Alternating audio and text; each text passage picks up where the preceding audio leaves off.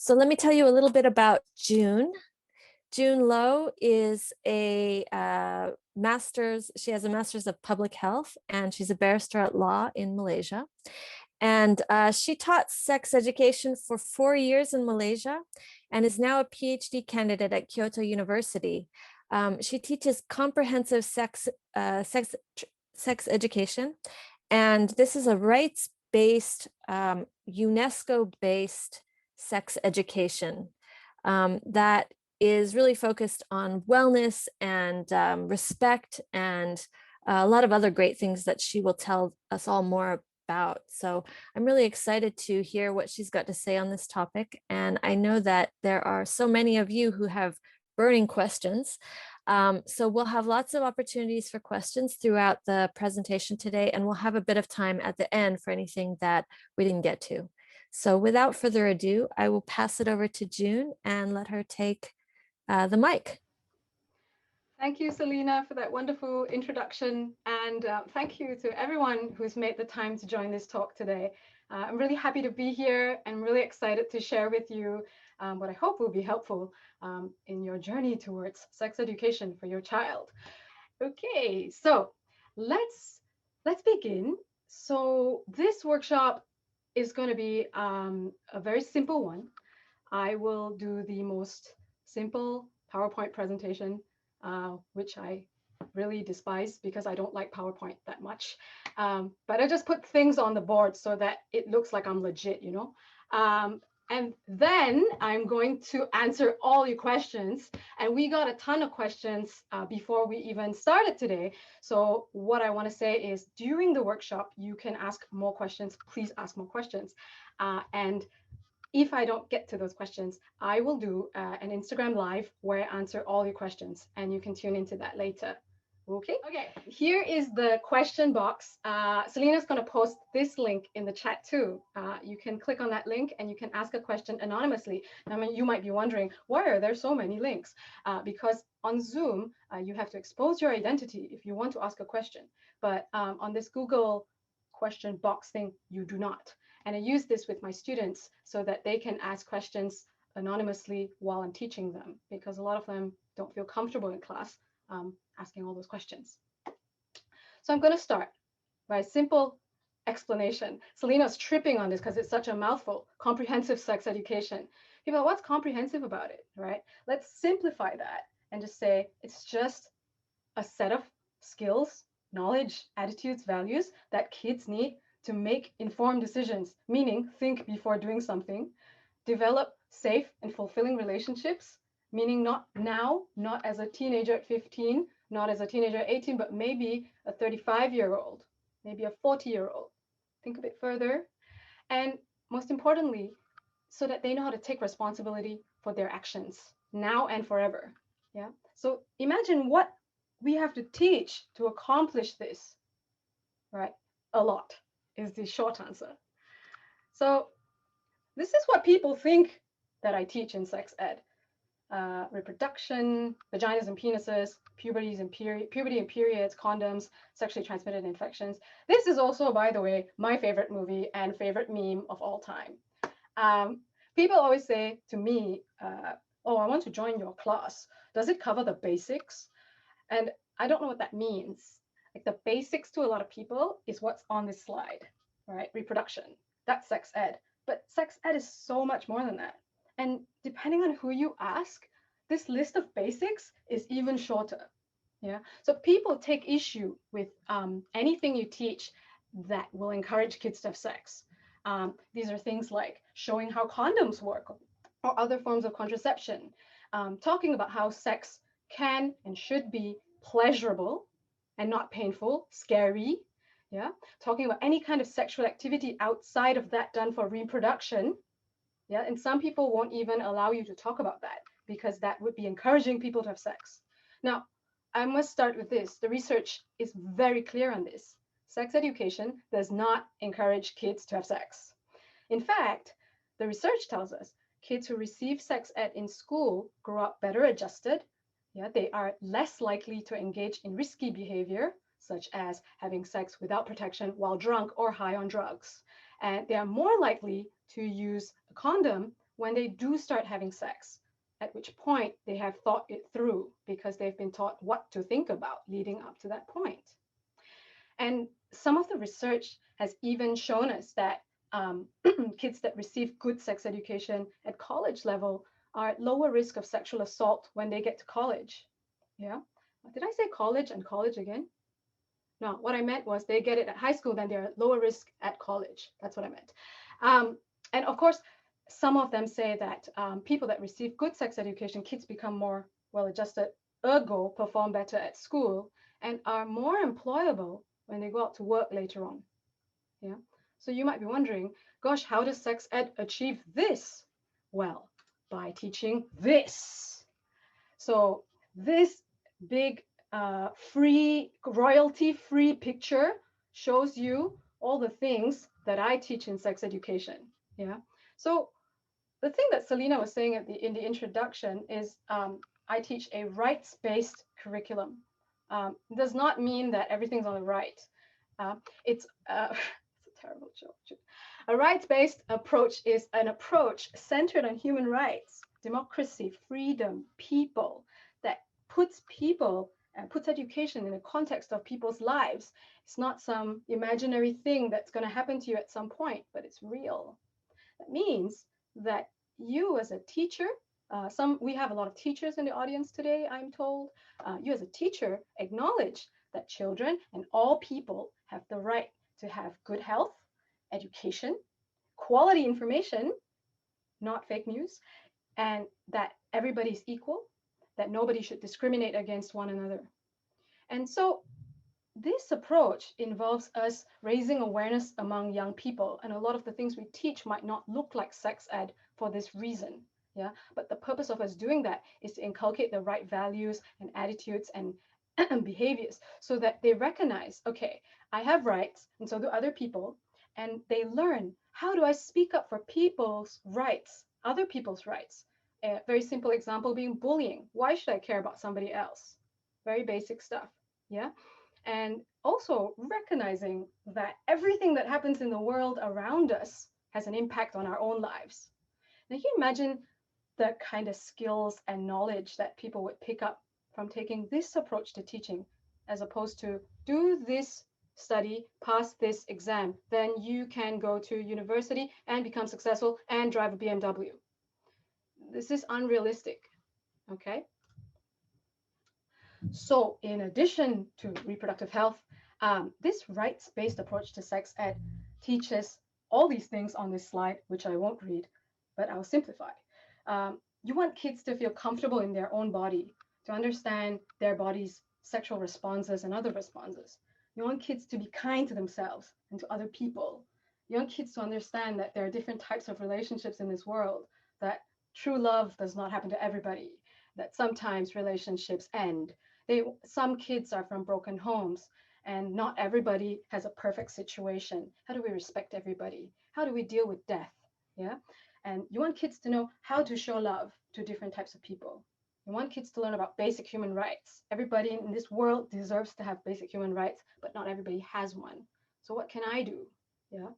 So through discovering their bodies and developing these perspectives as they change and grow, they also practice how to express their opinions on certain things. They become more confident people. Yeah. And so what I do is I try to put them, as I said, in the context of this world, developments, current affairs, what's happening, what's affecting you and affecting other people. Then they become very worldly. Yeah. So again, sex ed is not just for now. It's helping kids imagine themselves as adults, yeah, so that they can see what decisions I make today affect me tomorrow and in future and affect other people. And I think that the important thing about teaching sex ed with a future focus is that it helps people to think about the future. So all these motivational talks that kids attend is to get them to think about the future, do something now for the future, blah, blah, blah. But when you have a more centered approach to it, which considers their feelings at the time and the things that they might be doing, yeah, and how that affects them in the future, it's more effective. So let's go back to that big word. Sorry, Selena. What does comprehensive mean? Yeah, it means that there's a good breadth of topics and depth of topics. good breadth and depth, always good things. Content that is delivered consistently as opposed to a one-off. You cannot go, hey, today's sex ed, 1 hour, done, bam, let's tick a box. Many schools do this. I don't agree with it, right? I'm part of the problem. I turn up to schools, I do the program, and I try my best to tell the schools that you need to do a continuous program. This is what works. And I leave the school in the hopes that that education continues. And for many schools, it does in different ways. In some schools, it doesn't. In fact, in many schools, it also doesn't. So if you are a school administrator, we got a question before I started the talk. I'm a school administrator. I want to do better. To do better means to run it comprehensively. So my regular sex ed courses run for 16 lessons per semester. That's 16 weeks, once a week. So kids can choose to do semester 2, semester 3. I think that if you are putting kids in extra classes, if kids are going to, in Japan, it's cram school, juku, to cram stuff into their brains, you should also be cramming sex ed into their brains, because it takes time. It takes time to build those skills, to learn a lot of stuff, to shape attitudes, to have conversations about things that are happening, to have time to watch the evolution happen in them. It's a wonderful feeling for me every time that I teach, because every now and then I get students going like, Miss June, can I speak to you after class? I'm like, sure, can. What do you want to talk about? I grew a pubic hair today. I say, wow, congratulations! You grew a pubic hair today. That's amazing. For a 9-year-old to tell me the word pubic hair, I grew a pubic hair, to express it like that, where adults would feel so uncomfortable talking about pubic hair.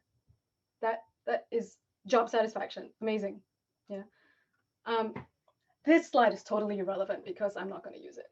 But good sex education is this relationship, guys. It's this relationship between me, the educator, or other educators, between me and parents, me and the kids, healthcare providers, other support networks. And this relationship is what helps the kids to learn and grow. So as parents, you know what the kid's up to, and you can know how to be supportive of them. Yeah.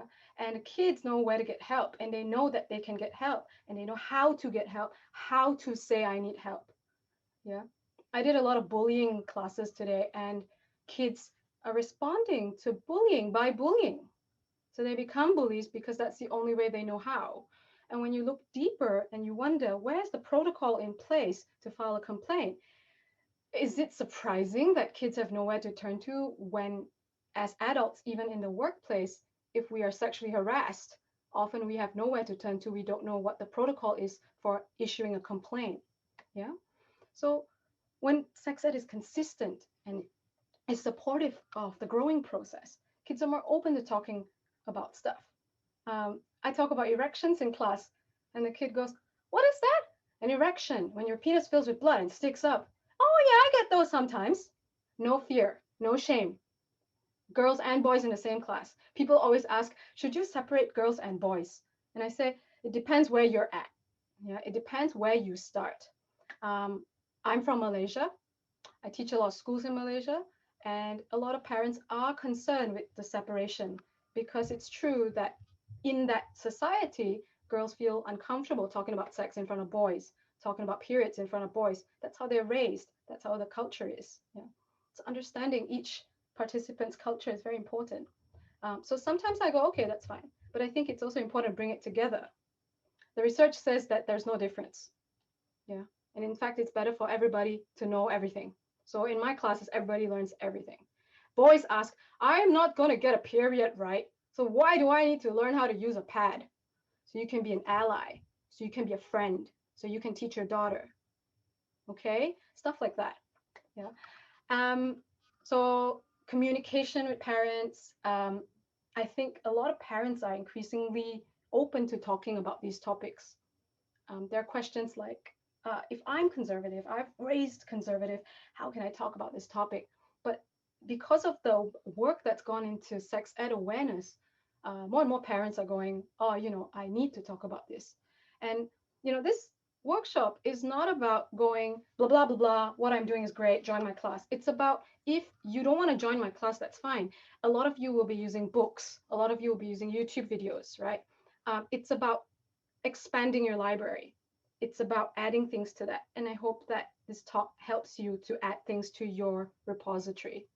Okay. So parents are always telling me now that whereas where they were uncomfortable even with the word sex ed class, they're now more open talking about relationships with their kids, talking about sex, talking about puberty changes.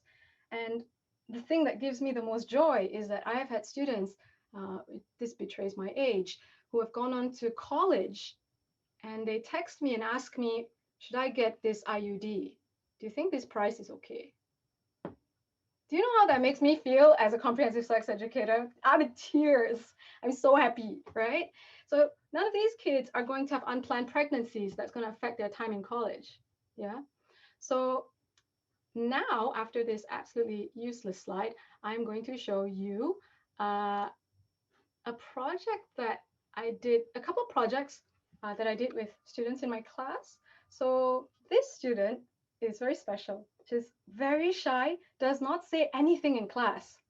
So when you have a, sex ed is not like other classes, So when you have a student like that, you need to have a class that can cater to the students that always want to ask questions, the students that always want to be cheeky, and the student that is absolutely quiet. And then it's absorbing everything and surprises you with something extraordinary like this. Hi, my cause is plastic in the ocean. We need to reduce plastic in the ocean. Plastic damages this environment of sea life. What can I do? I can carry eco bag, so no plastic bag. I can carry hand gel, so no hand wipe.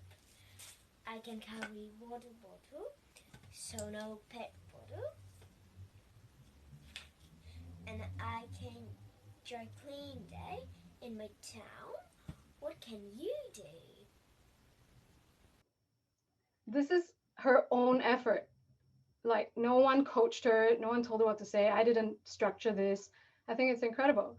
And so this is the rights-based work that we're doing, right? We also do things like, oops. Hi, Mike. Here we go. We also do things like statelessness. So I cover things like statelessness, so kids can talk about other kids. Yeah.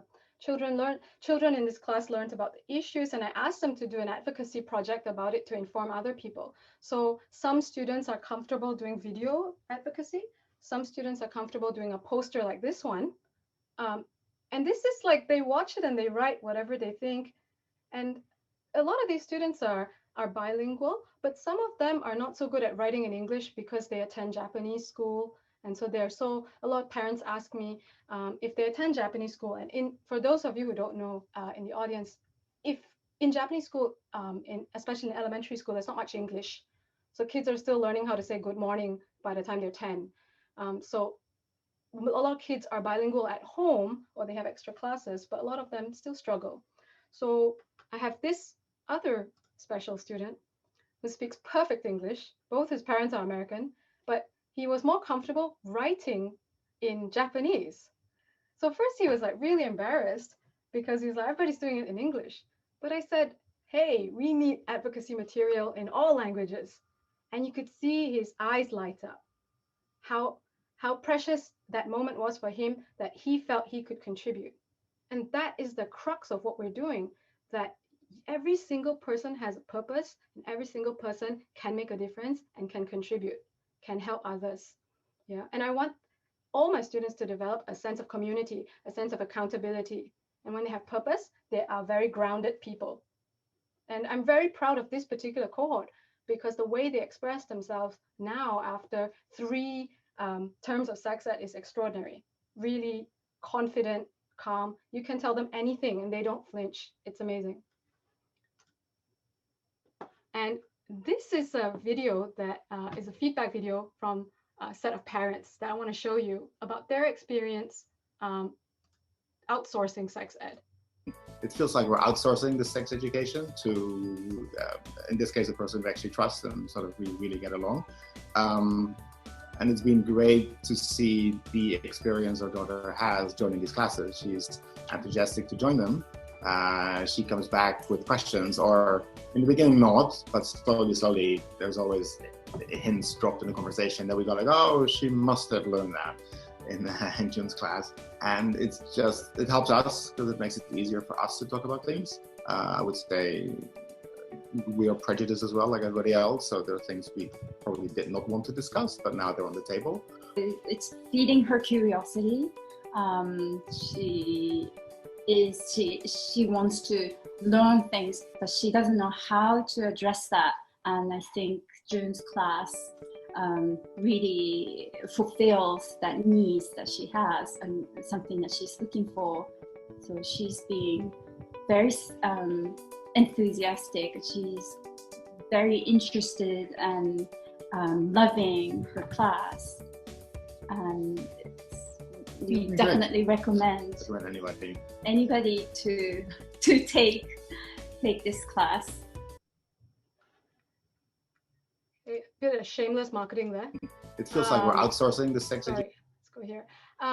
So this is very important, right? So if you ask me, oh, blah, blah, blah, blah, you say all this sex ed is so important, where do I get it? And for a lot of people, you can't get it anywhere. So I have a course, you can join it, or you can go on my website and have a read about this stuff and see how you can improve your own resources. Yeah, so these are the upcoming courses for beginners, age 8 to 11 and ages 12 to 14. I really hope that the talk so far has given you an idea of the stuff you can add to your own library of stuff. And there's also a lot of parents ask me, if I can't join an 8-week course, 16 lessons, can I join a shorter course? And the answer is yes, you can. So there's a 3-week course, 6 lessons in August this year. So that summer holidays, that's when we can do it. If you just scan this QR code and go on my website, and that's my Instagram handle, which really should be at the bottom of these slides throughout, but it's not. If you follow me on Instagram, I'll do a live with the rest of the questions. I can see that we have quite a bit of questions coming in. So yeah, also goodsex.ed on Instagram is great for sex ed updates as well as my cooking updates. So I'm going to go to the questions submitted by parents. I'm going to stop sharing this not so helpful slideshow. And I'm going to just... Okay. Can I have a sip of water before I start the questions? Okay. First question. What is the appropriate age to start with sex education? I get asked this question a lot, and my answer is the same every time: at birth. But people are like, you're ridiculous. I'm not. UNESCO recommends that you start it from age 5, but birth is important because you as a parent should constantly be surrounding your child with experiences that are positive, right? So they embrace diversity in this world, promote respect for others, etc., etc. That's basics. And if you're not, that's a problem. Use the right names for genitalia. Do things like ask for consent. Incorporate consent into daily life from birth, right? Okay, mommy's gonna do this now. Oh, daddy, can I touch here? Can I do this? Do you want some help with that? Can you help me with that? Just simple stuff like that. A lot of people think that there's no need to do that with babies because they don't know. Just keep doing it. It becomes a habit for you too. Things like respecting boundaries, vocalizing what a boundary is. I don't want you to touch that because I don't feel comfortable you doing that. Is that okay? Okay, let's agree. Okay, we don't do that anymore, and I won't do this. Da da da. These are all things that you can teach from a very young age while parenting very young children. Somebody asked about Japanese schools. What is taught to kids in Japanese schools and at what age? So very little is the answer. There is a health and hygiene module, and this is the book, Mina no Hokken. It's taught in 3rd and 4th grade. It's been described as sterile and not very useful. And in it, I should really have scanned these pages. You can see growth. You can see clothed children, no genitalia. You can see reproductive systems. But the reality of it is, like in most countries that have a national curriculum, not everything is taught. So I asked many kids, how much has been taught out of this book? Rarely used once a semester.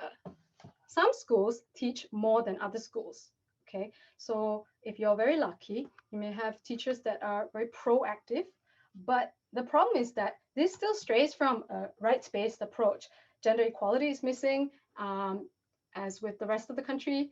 And some people have said that the teaching staff are actually a problem because they are judging, and so it stops good teachers from teaching good stuff. Yeah. So back in 2003, one of my senseis did a survey, and this is very old, but it's interesting because it's still the same. Japanese high school students said they wanted to know what to look out for when they become sexually active. They wanted to be taught in an open and confident manner, and they wanted to hear personal accounts, and they wanted to be given specific contact information in case they got into trouble. If you think back to the earlier part of this talk, what are the elements? Those kids didn't know that that's the elements, right? That's what they want, yeah? And the main complaint that we see from various studies around the world on young people's views on sex education is that it's out of touch, it's not relevant. I had a brief stint working in radio, and the number one lesson of creating any content is the audience is always asking, what's in it for me? So if you're just going there to preach, you're not delivering it well, yeah? So in the UK, kids have similar complaints. You can't teach sex ed like any other subject in school. You can't pull out a textbook and just read from it or do some group activities. You disregard the privacy that is necessary, the issues that are relevant to young people, the differing feelings that they may have. And you, by being very moralistic, which a lot of teachers in school, not because they want to be, but they might be forced to be because of perception. Yeah, you disregard those that are already sexually active, and many children are sexually active, or they may have had very negative incidences against their will. And when you talk about sex in a moralistic way, you're ignoring them, and you're making them feel worse than they probably already do. So my personal view is that the online platform is superior because it allows people to listen and respond in a way that they're comfortable in. So I know that in Japan, the PTA now for a lot of schools is more active, and they do independently organize sessions. But what happens there is usually a midwife comes in and talks about sex from a very biological point of view still. Yeah. So we're still not looking at a comprehensive approach. There's not enough time and regularity. It's still a one-off. The next question. In the Asian community, it is often left to the moms and dads to do the education for their daughters and sons respectively. Should this be changed, and if so, how? I mentioned earlier that a lot of the parents today were raised by parents who probably didn't give them sex ed. But I think that talks like today, I think that it should definitely be changed. The talks like today, news reports, latest statistics, they help to shape new points of view. A lot of the time there's acknowledgement of the need for sex ed, but not much information on how to address sex education, what kind of lessons. So I'm hoping to do that with these talks. We can't expect all parents to become like expert sex educators, but I think that we can make them aware of options. And there's a lot of material out there today. So I would say keep reading, keep digging, see what works for you. Next question, how to prepare a child to make the right decision when they happen to see sex materials online or when they receive sexting. Sex materials differs from person to person. Kids need to understand sexual imagery. What is sexual imagery? For a boy in his teens, in his early teens, seeing a sexy biscuit tin, a girl clad in a bikini on a biscuit tin is a sexual image, which could lead to a lot of masturbation.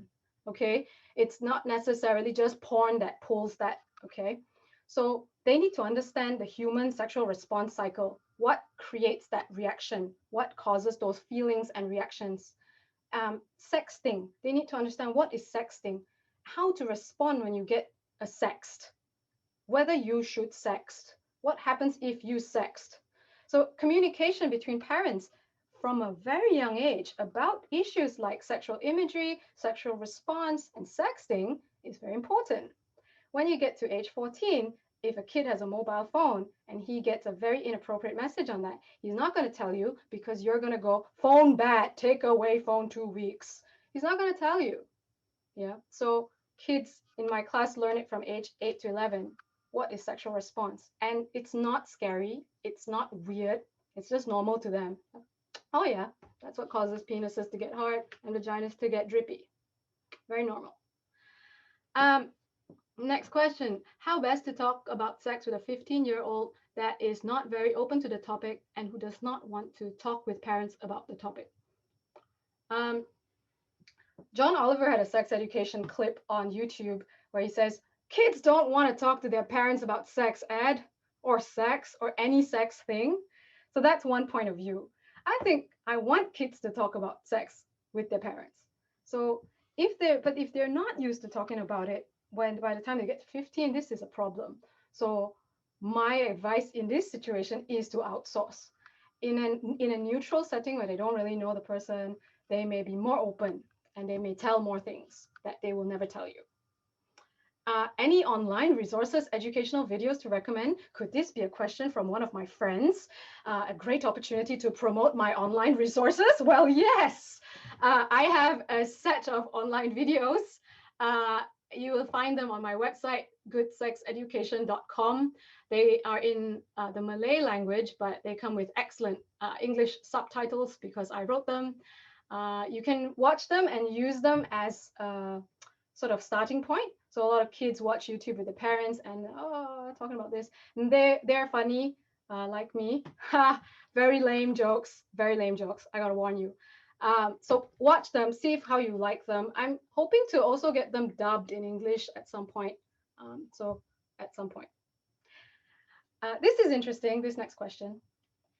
Recently in Malaysia, there is a sex education issue among the Muslim community.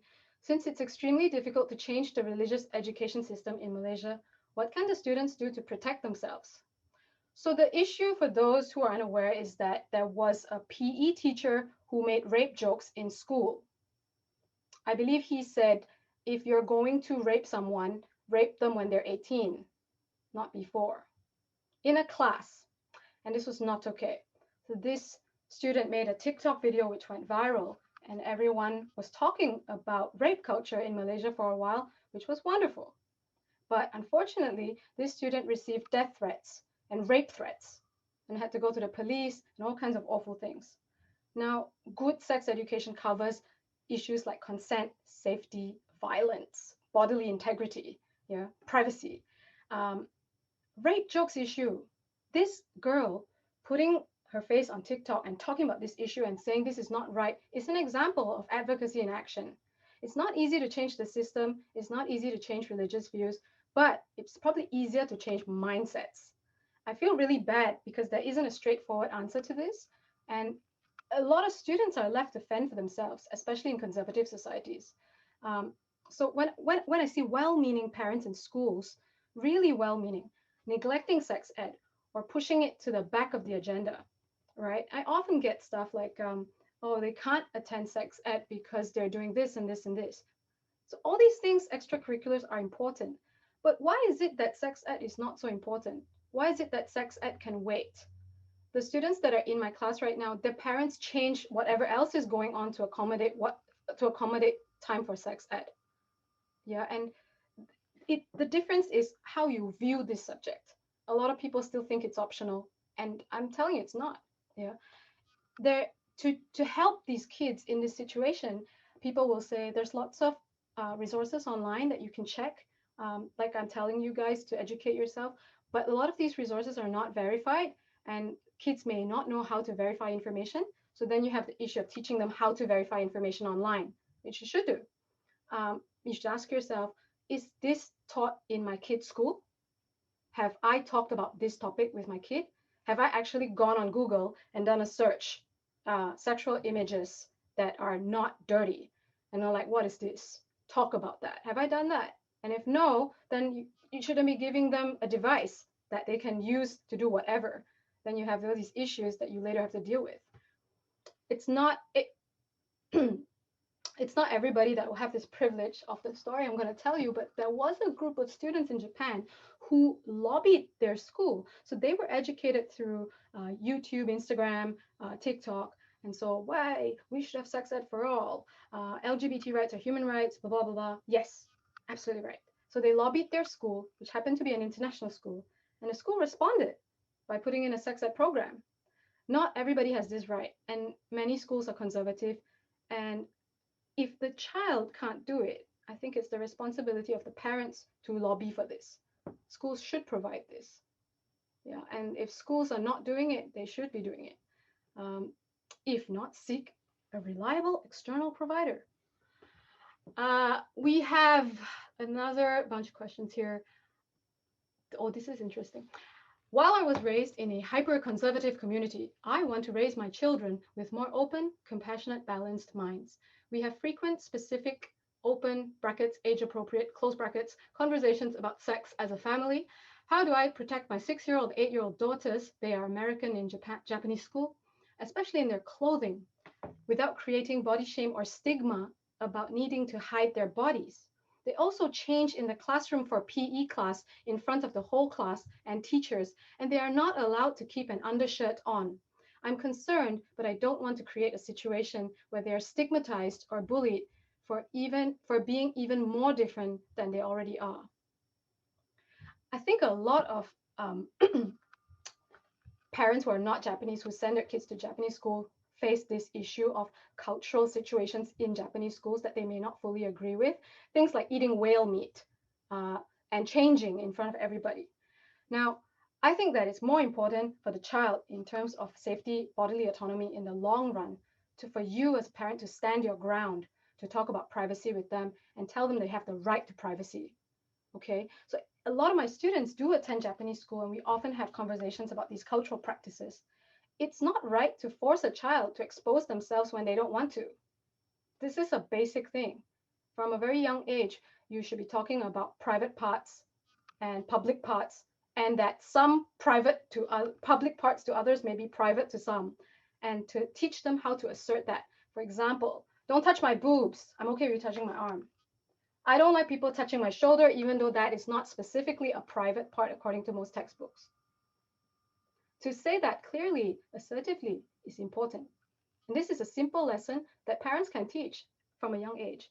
So I think there was a case in Japan where the teacher was checking to see if the kids had grown boobs to justify whether it was okay for them to not change in front of everybody. So this is not okay. Yeah. But I understand not wanting to create a scene, but I think that a lot of schools are open to a private discussion that allows the teacher to know how to support the child. So in this scenario, teacher, I'm going to change in the bathroom. Everybody's like, why are you changing in the bathroom? Everybody changes here. Teacher says, I think everybody who feels uncomfortable can change in the bathroom. You guys can do so too, but be back in 5 minutes, please. We're going to start the lesson. Job done. If you can do something like that, it makes a world of difference to the child's perception of their body and shame and safety. Okay, but if the school is not on board, you may have to try a lot harder. I can't speak for every school, obviously, but on your own, you can have these lessons to talk to your kids about their experiences. And if they say, I'm not comfortable, it's your job to protect them. Okay, next question. Suggestions for effective approaches at helping individuals who are questioning their sexual identity, particularly in the Japanese school setting. I think Japanese school setting is also a conservative school setting. Yeah. Lessons on gender, very important. A lot of schools don't want to touch these lessons, don't know how to touch it. Culturally appropriate education, very important. Again, putting the learning within their realities. Like in Malaysia, the LGBT community often persecuted, and the conversations on gender are few and far between. But when you talk about gender in this setting, they need to be made aware of the risks as well of living a certain lifestyle. What happens in reality? What can you do? What options are available to you? What support networks exist that questioning your gender is relevant, is real, it happens. So they need to get the facts and they need to get the reality of what's going on so they can make an informed decision that doesn't harm them. Okay. Suggested ways of talking with adolescents and young adults about potentially negative sexual practices, especially when these individuals see nothing wrong with what they're doing. I think that what counts as potentially negative sexual practices differs from person to person. In the Malaysian conversation, BDSM is the worst thing on the planet. You know, not even global famine and war is worse than BDSM. Okay, so wherever you are, it differs, and whoever you are, it differs. As parents and educators, it's imperative, like I said, to teach stuff that's relevant. And your overly moralistic approach does not work. So create a system that allows questions to be asked without identifying the person asking the question, and a way of prepared answer that is balanced, not based on your own moral judgment. If they expose themselves and ask the question and get shot down, it's very damaging and they'll never ask again. Yeah. So kids have the right to learn about variety in sexual practices. This is missing in guidelines of what to teach, but present in discussion forums, present in my class, present in all classes that I've taught. Kids ask questions like, what is 69? Is there other ways of 69? Can more than 3 people be in 69? What other things that anal sex? What about these terms that I've learned? Necrophilia, blah, blah, blah, blah, all this stuff. What about, sometimes very telling, what about this kind of porn that I've watched? Yeah. If you take a moralistic approach, you can't talk about these things. Yeah. So when they learn about variety in sexual practices, all the facts and risks involved, then ways to stay safe and when to do it, how to do it, that's informed decision making. If the process is done right, the decisions will be sound because it will make sense to them. You will not be there when those decisions are made. So you should at least provide them with the tools to make a better decision for themselves. I need a drink of water. At what age is it appropriate to discuss sexual violence, like rape and molestation, with children? How do you approach the topic without scaring children? UNESCO recommends between the ages of 9 and 12. You can talk about it much younger too. I think an appreciation of current affairs and their day-to-day reality can help a lot. A lot of my students talk about being stalked on the way back from school and to school, being chased, having like random white vans follow them. You think this stuff is in movies, it's real. Pedophiles are everywhere. Yeah, they talk about this stuff. So talking about rape and molestation like it's some pie in the sky that could happen is not real. It's not a real approach to it. It's a reality that's happening every day. When I've talked about stuff like pedophilia, the kids respond and say they know this person who had this thing happen to them, blah, blah, blah, blah, blah. Yeah, you can bring it up gently. You can ask, have you heard about bad stuff happening to, you know, other kids your age while they're going about their day, like other people harming them, touching them in places they shouldn't touch? But you see, to do that, you have to talk about the places they shouldn't touch, that they have the right to say no. So you have to lay the groundwork, okay? So you'd be surprised at what you think is scary is everyday reality for them. I posted an Instagram Reels today of the bullying that has happened online for some of my students. I don't know if some of you have seen it, but to just briefly to tell you, 9 years old, playing games online, and there's chat going on online, right? And this kid is African American, and somebody said to him, African American, Black people have no priority. What does that have to do with the game? This kind of awful stuff is happening, and you're allowing your kid to play this game because it gives you a few hours of peace, but you're not taking charge of what's happening in there. You're not helping them deal with that. And I said, what do you do? Well, some other kids backed me, so I felt less afraid, but I didn't want to see it, so I blocked it. You know, some kids don't know what to do. Some kids tell me someone said that they suck, and that affected them so much. Like, what does that mean? You know, so explaining these different types of things that happen online, cyberbullying, awful things that happen, is not removing the innocence from your child, but simply placing them in the context of the real world. So talking about news is good. Some people shield their children from the news too. I don't think this is wise. It's not wise. This question was asked by somebody who I think doesn't know that this is not a sex workshop. I've condensed the question, but basically this person asked, how do I overcome fear and shame when it comes to sex? It's kind of relevant because it starts with sex positivity, which is present in comprehensive sex education. So teaching sex ed without a fear-based approach.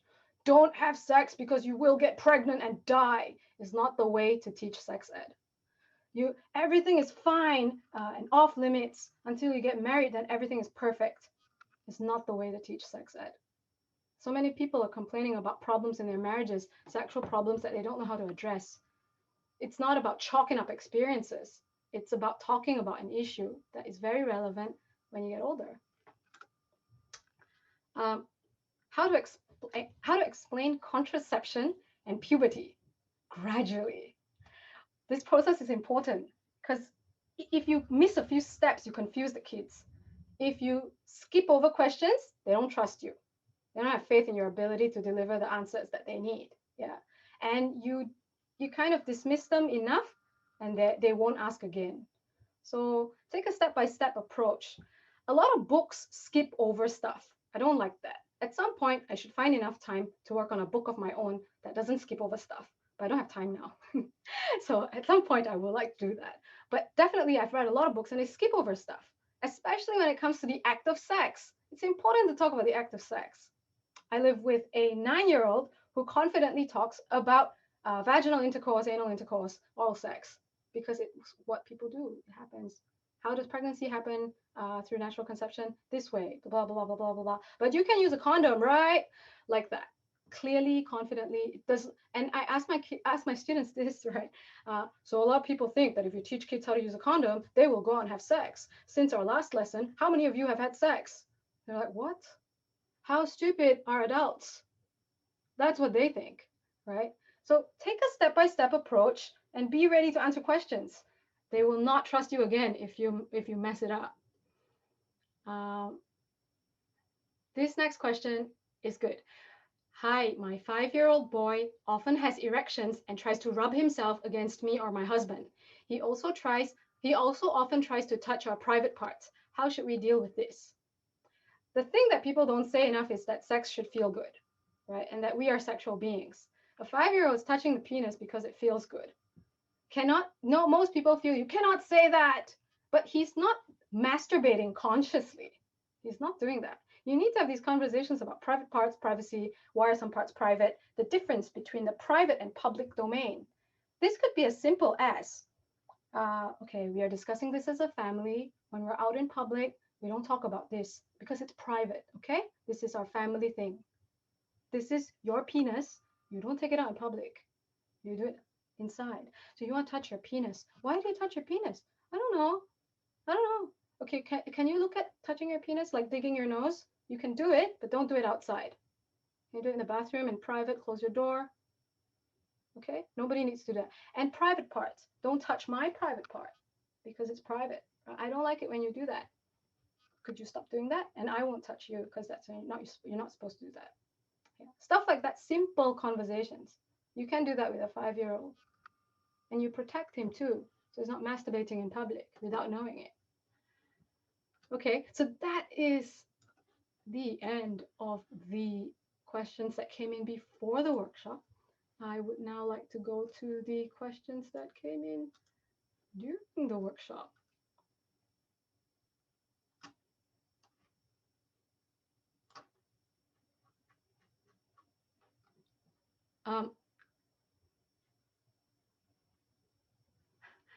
There's a lot of anonymous questions, so I'm just going to go ahead and just go through them. Okay. Do your classes provide the tools for them to make sound decisions throughout their lives? Wow. It provides the knowledge. It teaches them the skills to survive, yeah, now and teaches them how to vocalize what they need. As they get older, teaches them new skills. I teach up to age 18, sometimes 21 if the occasion calls for it. The questions are very different at each age. So does it help them make sound decisions throughout their lives? It's like a big insurance policy with a very high premium. I don't provide that. What I can tell you is that the grounding is important. And I have seen that my students that are now adults, they are very solid people. So I think that it is good. They are learning stuff. They are looking after themselves.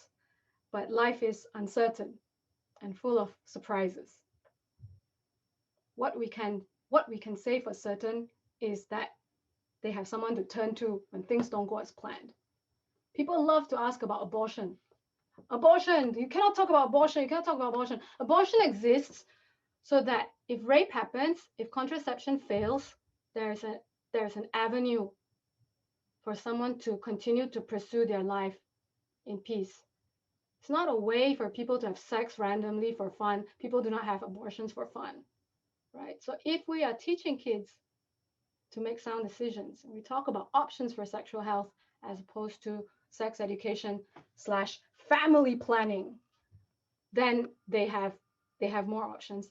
And I can't give you this guarantee throughout their lives, but I can tell you I feel pretty confident.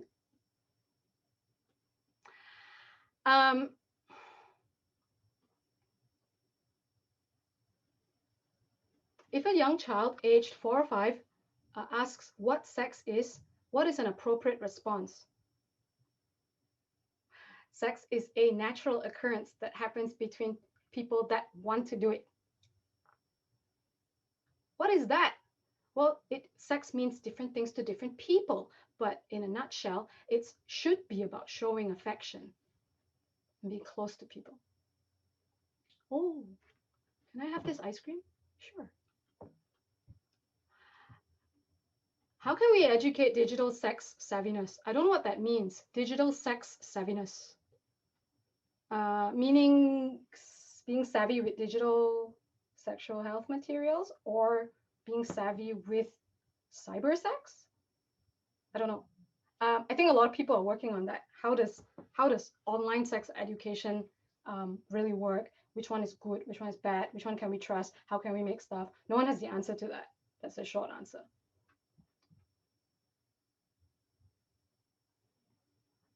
Oh, this is a comment, which is great.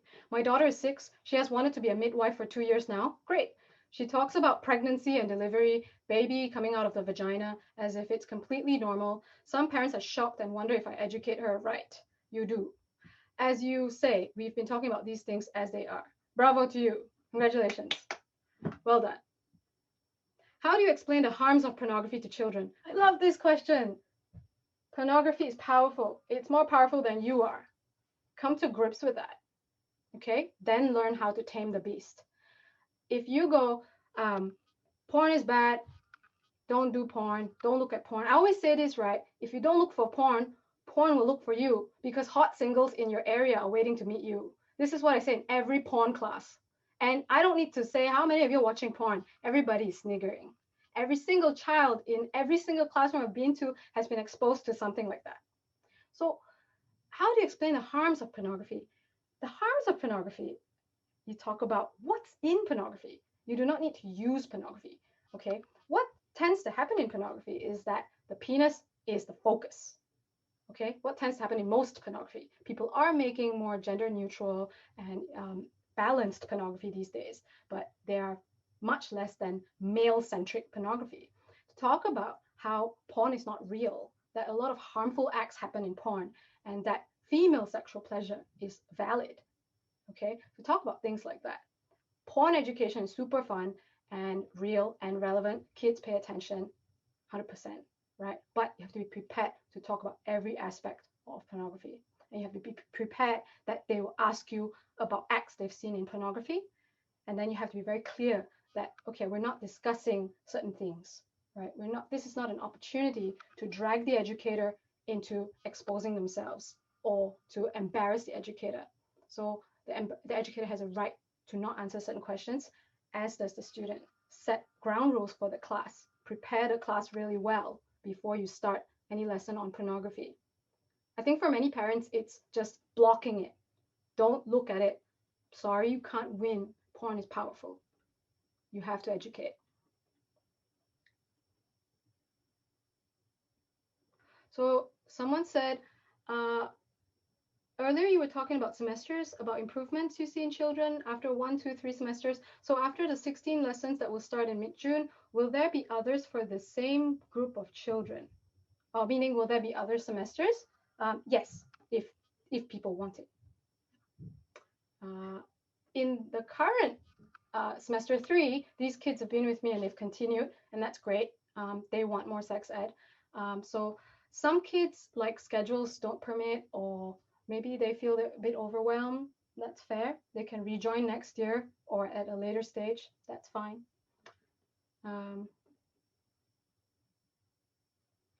My daughter has already received basic sex education from me and is a bit mature, 10 going on 11. Can she take courses with older children? Sure. You can test it out. If it doesn't work, go back to the younger group. I've answered some of these questions. Do you think sex ed classes can make a difference when the home is not supportive in the same way? Do you believe that there is more work to be done on parents rather than on children? Yes, yes, and yes. Sex ed classes make a huge difference. And I used to teach in Malaysia, where the home is not supportive most of the time. I used to teach in rural areas where just sex is taboo, not talked about. It makes a huge difference. You see the kids emerging from their shells, being way more confident. There's a lot of work to be done on parents, definitely. Actually, I want to bring this up because many parents ask, and many parents want to give their kids an option. They ask, I want him to join this class, but I'm not sure if he will want to. So I'm not in favor of forcing, but I think that parents don't have enough information about sex ed themselves. Kids, even more so. When you ask someone if they want something and they don't know what it is they're signing up for, can you really be sure that they're making the right decision? So in the same way sex ed works, you should give them more information about what sex ed is. And I guarantee you that a lot of kids, when they learn about, like, oh, we're going to talk about this, and if you present it to them, we're going to learn about stuff that's relevant to you. This thing is happening. So this person said a lot of kids in her class, their penises get hard in the morning and they want to know why. I want to know why too. Periods. What to do when you get a period. What to do when your period leaks out of your pad and gets on your skirt and you're in school. I want to know. Nobody talks about that when the pad people come to town. So it's stuff like that. Put it in a way that's relevant to them.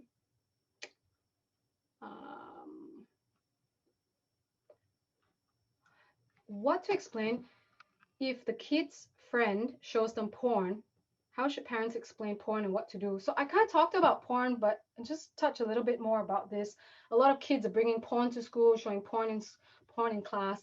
One time I did a porn talk, and the kids were sort of pointing at other kids that were porn providers. Like, this one is a porn supplier. This one is porn supplier. And I cannot stress how dangerous that is, right? So porn is illegal in Malaysia. Ownership of porn is illegal, distribution illegal. So you have to explain that to them. You have to stop them from committing a crime. Yeah. So you have to explain what porn is. So if the friend is showing porn, you need to talk about these kinds of things. Usually when I talk about how porn is illegal and they shouldn't be owning porn, there's a lot of fear immediately and immediate grabbing the phone to delete certain files. And that kind of stops the problem of porn in school. But again, porn is a long conversation and a big lesson to be taught. Okay. My 5-year-old son and me spend time with another family, and a 12-year-old daughter has been checking my son's genitals in private. I told her mom what happened, and she said, "Impossible, my daughter would never do it." She did not believe what my son told me. I'm confused. Is it normal or inappropriate? I think it's absolutely possible. Kids are curious what the other sex's genitals look like. Whenever I say like, guys, have you ever put a mirror between your legs and look at it? Like boys often have to hold their penises and pee, right? But girls just sit down and pee. They don't look at it. Have you looked at? No. And then when I show it, I have diagrams and I show the anatomy. They're like, oh, that's how it works. Oh, so it's absolutely possible that this kid is curious, and this is showing us that this child has not been taught private parts, public parts. The good thing from this comment is that the child is telling the parent, and the parent should take it seriously. And from that point, you should have that conversation about what is a private part and what is a public part. Commend them for bringing up the issue so that they will keep doing it. They will keep telling you, okay, when something like that happens. Tell them that no one should be looking at it. And the next time it happens, you need to tell me immediately or run away. Something like that. Yeah. If the other mother is in denial, there's a lot of pride involved in things like this. You can't change other people. You can have a conversation if it's possible. If that's your friend, have a conversation. Share this recording with them. Maybe that could be helpful. But in summary, the last bit of that question was, is it normal or inappropriate? It's both. When I was 12, my health teacher started sex education by sending us home with a paper that asked, what is sex? To be completed by our parents so that we understood their expectations. Do you have any thoughts on that methodology? Wow. I think that's really passing the buck. Like the parents would be so uncomfortable. So many parents would be so uncomfortable. And even if you do a survey with kids, you have to have a decline to answer option. I think that's this approach is ill-considered, is the word I would use. There's many steps before that. Would you recommend this course for 11 going on 12 and 11 going on 12 child with self-esteem and negative inner voice issues? Negative inner voice issues, I don't really understand fully what that means. But I think a lot of kids have self-esteem issues. In the course, I do talk a lot about body image issues. What is a positive body image and negative body image, and what affects our self-esteem? It may be helpful to learn about those concepts. I don't know the extent of these issues. If you feel that they're better addressed by a different professional, then I would say no. But if you think that the topics I teach would be helpful to them anyway, then I would say that they are free to participate in whatever way that they feel comfortable. So they don't have to be vocal or whatever when they're in the course. But actually, I have found that a lot of kids that are shy at the beginning, they do come off their shell towards the end.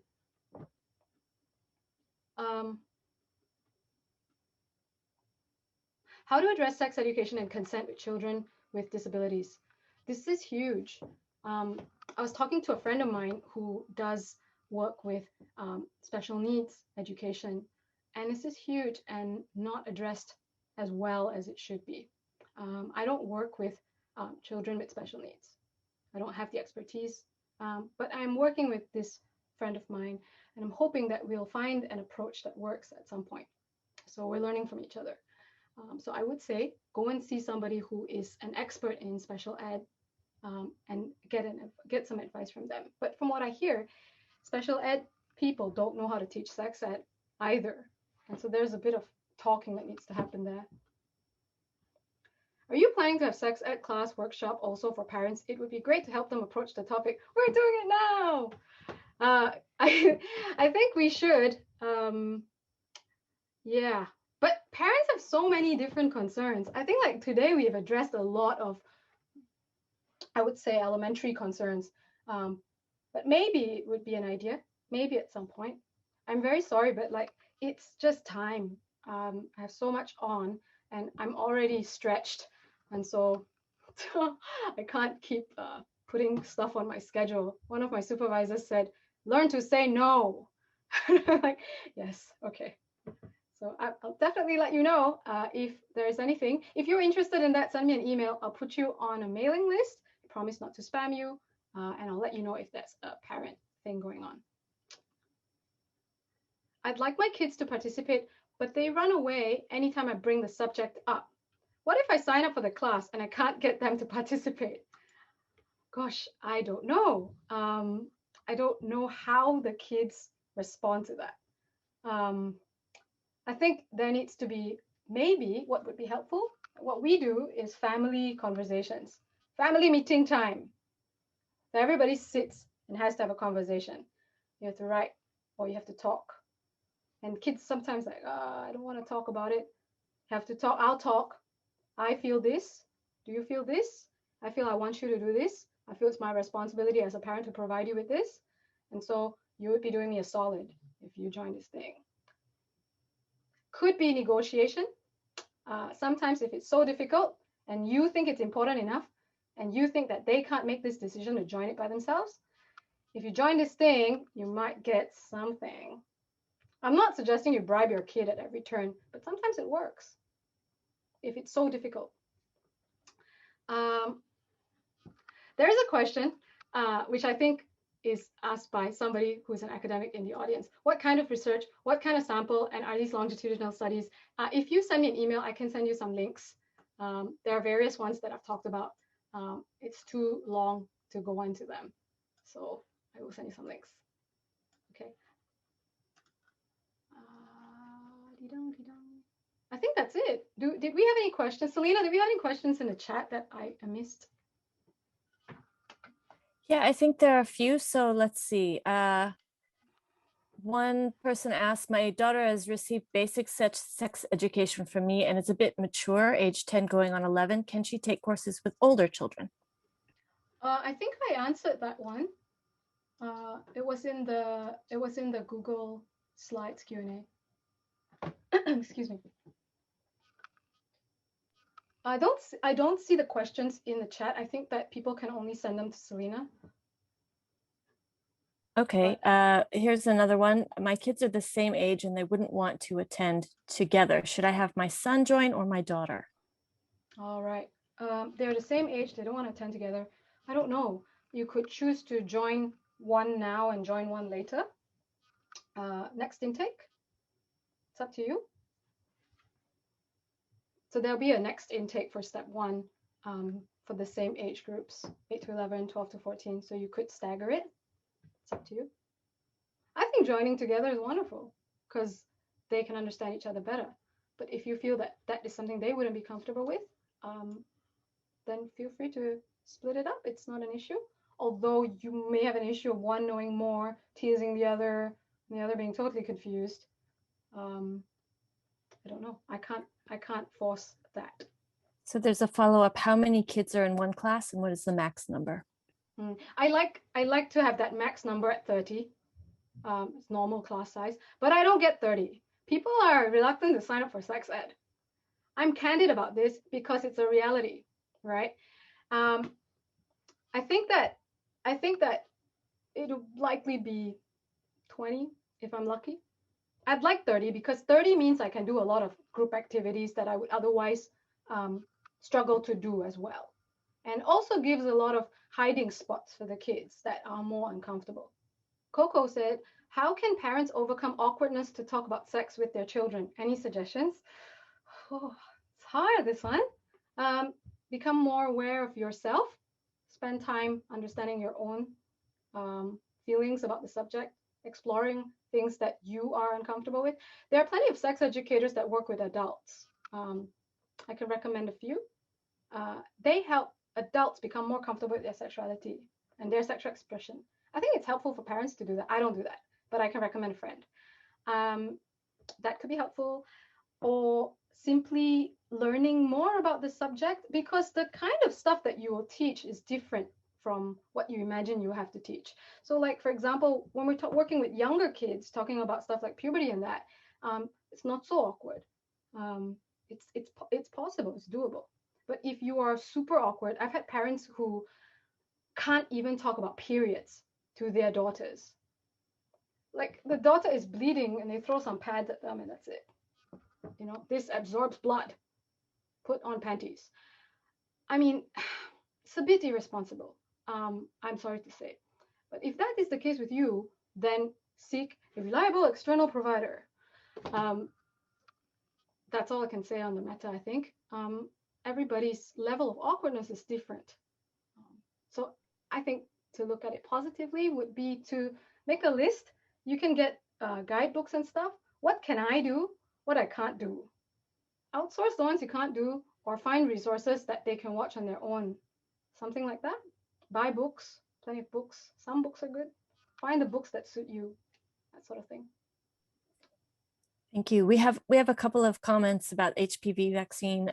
You Oh. can get it in Japan, and Oh. it is covered under national insurance. You can ask at your local pediatrician. Someone else mentions that the ward will send you the letter for HPV when your daughter turns into the age group, and you can choose to get it on public health insurance. Superb. Superb.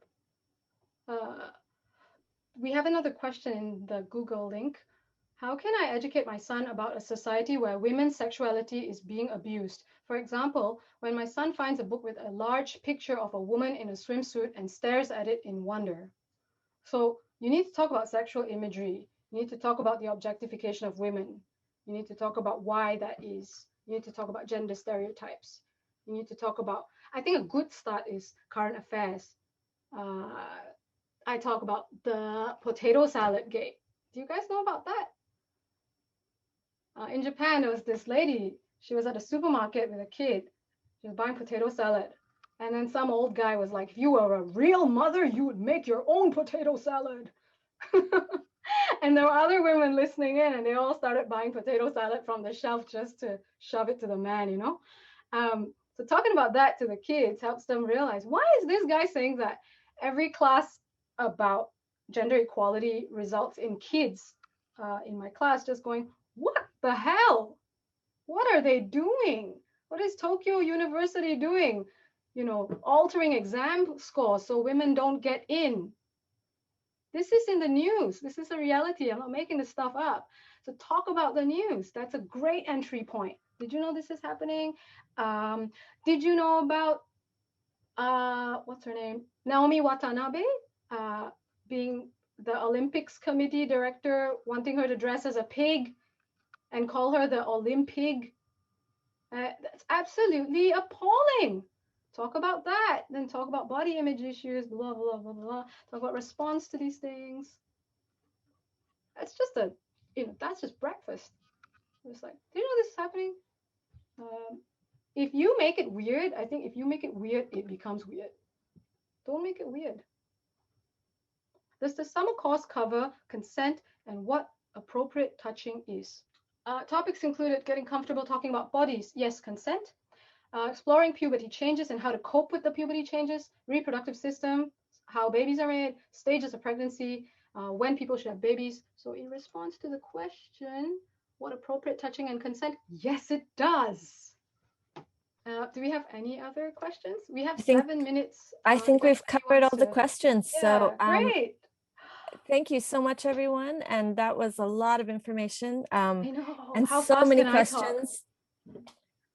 But I want to let June give us her social media handles. So just follow me on Instagram at goodsex.ed. You'll find that on the website as well. So I do post a lot of stuff from my classes, like clips. I think that it's quite useful for those of you that are trying to build your own resources. Like, oh, have I talked about this? Have I talked about that? Again, you don't have to join my class if you don't want to. But I think that the Instagram is helpful for that. So sometimes I'll moan about something that I don't like, and you can then ask yourself, oh, have I done this? Have I talked about that? So if you want to follow me on Instagram, you can. Someone said, thank you very much for the informative presentation. You're very welcome. I hope it was informative. I hope my answers were good. I hope that you have something to go away and mull over.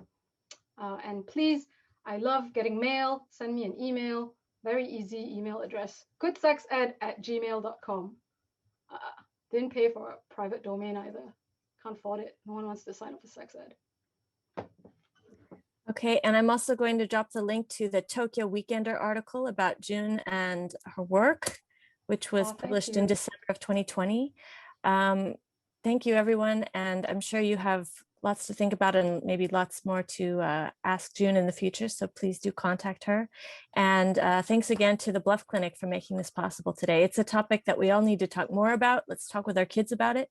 And we're getting lots of thank yous in the private chat to me. Thanks, guys. You've been so kind. Thank you to all of you who helped to share the information so that more people could attend. I hope to do more of these in the future. So if you liked it, tell me what you didn't like about it. I like criticism better. Tell me what you think could have been improved. I'm actually going to drop a link to a feedback form in the chat just a moment. And then if you can send us your feedback, we'd love to hear it. Trey's organized. Very good. Like it.